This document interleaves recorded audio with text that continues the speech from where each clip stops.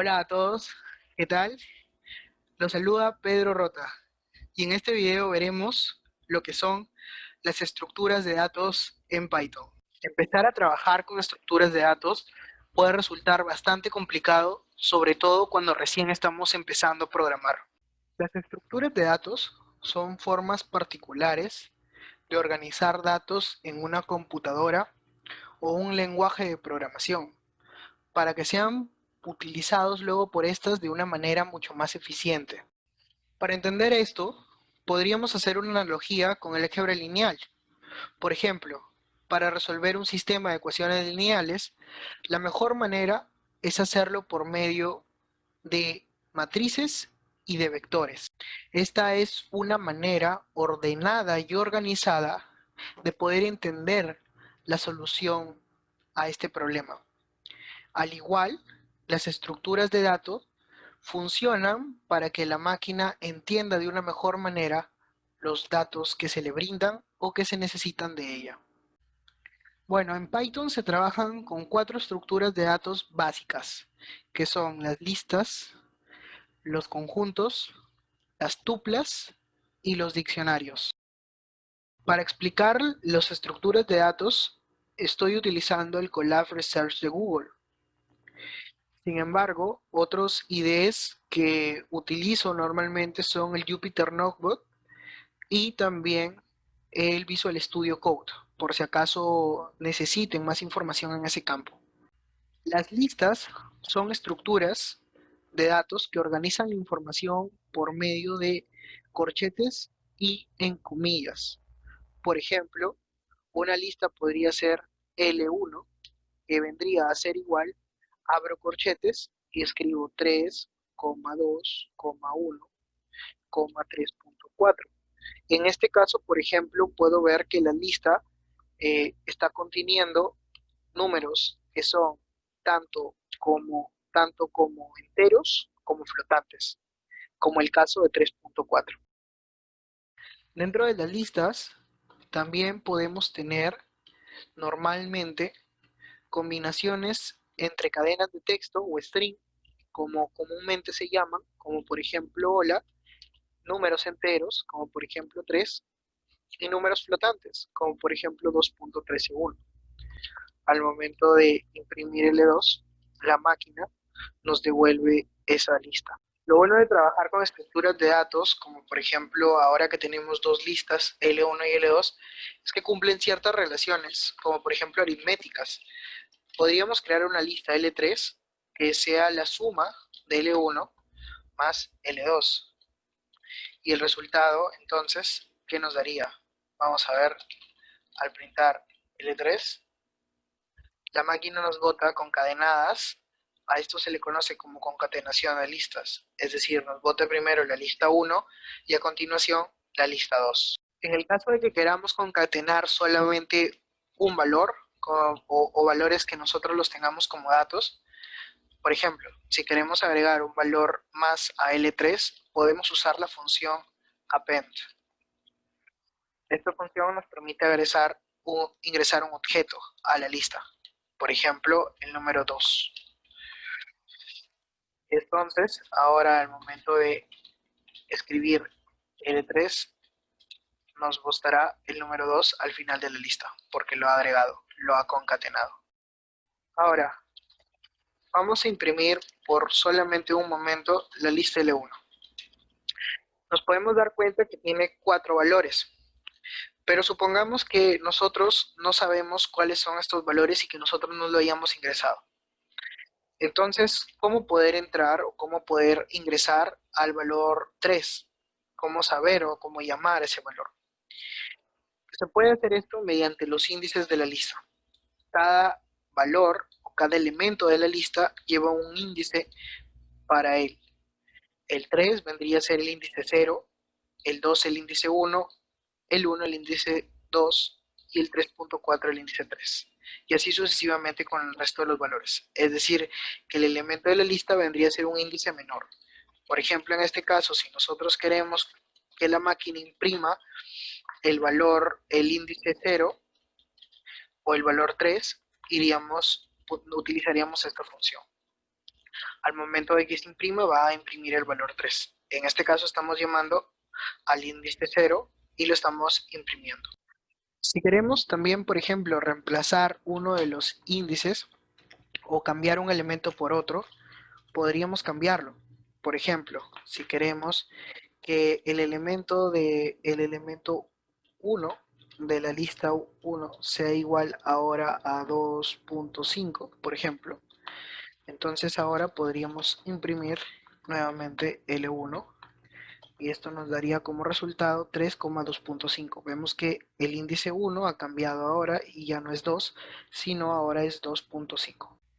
Ahora, podríamos hacer una sublista, por ejemplo, eh, imaginemos que de L3, de la lista 3, queremos sacar una lista 4, tal que contenga solo los elementos desde el índice 1 hasta el índice 3. Al momento de que nosotros ahora printemos, esto está mal porque me he confundido, aquí debería haber un corchete entre 1 y 3. Al momento de imprimir L4, podemos darnos cuenta de que los valores son 2,1. Esto me sirve para poder decirles que hay que tener cuidado. Los índices se representan con corchetes, no con paréntesis, y muchas veces pueden suceder ese tipo de errores al momento de programar. Bien, si queremos hacer una sublista desde el primer elemento, podríamos decir que L5 es igual a L3 desde el primer elemento, ahora sí en corchetes, hasta el segundo elemento.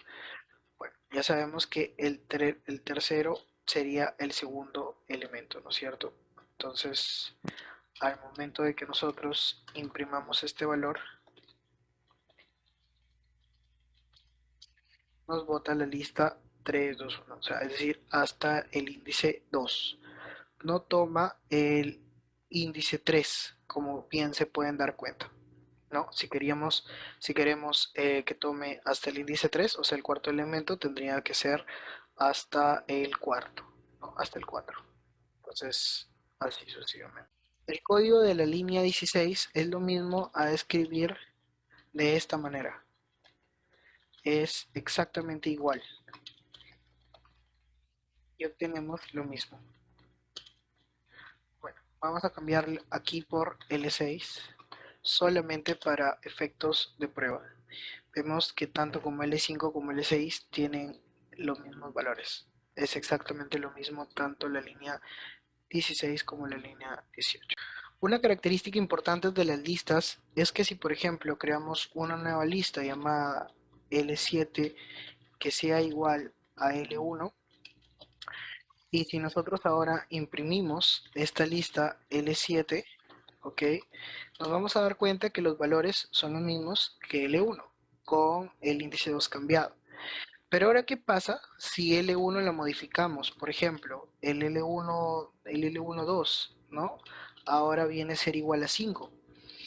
Y nosotros luego utilizamos la lista de L7 porque la necesitamos para otro cálculo.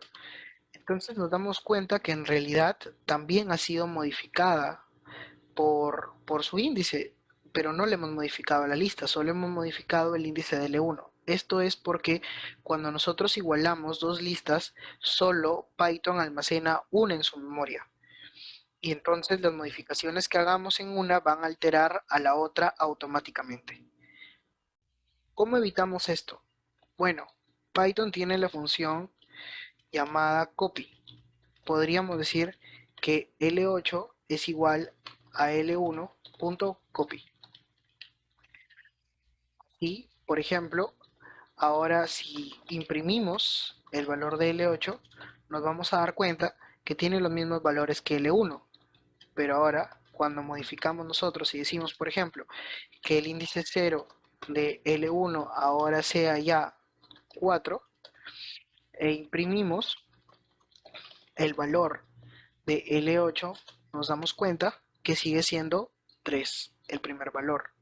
En cambio, el valor de la lista inicial o L1 ha cambiado por 4. Entonces, al momento de utilizar la función copy, ya evitamos que Python almacene esa lista en un único valor, sino que ahora generamos dos listas, una la L1 y copia de L1 que puede ser modificada.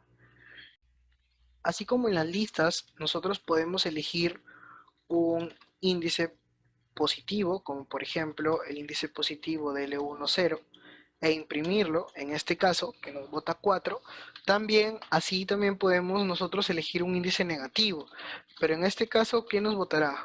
¿Ustedes qué creen que nos botará? Por ejemplo, de la lista L3, el valor -2.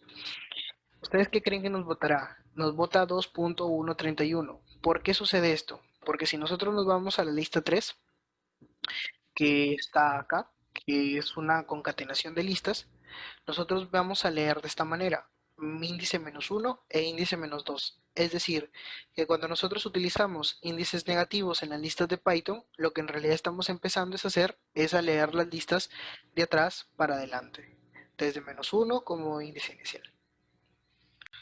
Otra función que tenemos con las listas es, por ejemplo, la función del. Por ejemplo, si queremos eliminar de la lista 1 el índice 0, solamente tenemos que hacer del L1 0.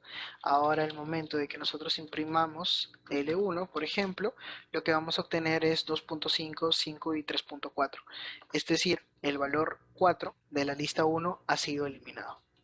Otra función importante de las listas es, por ejemplo, la función remove. Cuando nosotros ponemos L8.remove, por ejemplo, 3, en este caso lo que estamos diciendo es que Python tiene que eliminar el valor 3 de la lista 8. Entonces, al momento de que nosotros imprimamos nuevamente la lista 8, obtenemos que el valor 3 ha sido eliminado. Como nos damos cuenta, en la lista 8 original sí tenía el valor 3 y en la lista 8 resultante no existe el valor 3. Ahora, si por el contrario queremos borrar todos los datos de la lista, por ejemplo, y dejarla vacía, nosotros podríamos asignarle la función clear, por ejemplo, en este caso L6.clear, y cuando nosotros imprimamos esta lista L6, vamos a obtener una lista sin datos, ¿no? Cuando el original, en realidad la lista 6, sí tenía datos. Una función un poco más avanzada con listas es, por ejemplo, que podamos utilizar bucles dentro de una lista. Por ejemplo, podríamos decir que queremos que esta lista se componga de todos los x elevados al cuadrado. Recordemos que elevados significa dos asteriscos en Python, para cada x dentro de, por ejemplo, el rango de un valor cualquiera, como por ejemplo 5. Al momento de que nosotros corremos esta lista e imprimimos la lista L, vamos a ver que nos devuelve todo lo que hemos dicho, el bucle. Para 0 al cuadrado vendría a ser 0, para 1 al cuadrado vendría a ser 1, para 2 al cuadrado vendría a ser 4 y así sucesivamente. Hasta aquí el video de hoy. En el siguiente video analizaremos las demás estructuras de datos, que son los conjuntos, las tuplas y los diccionarios.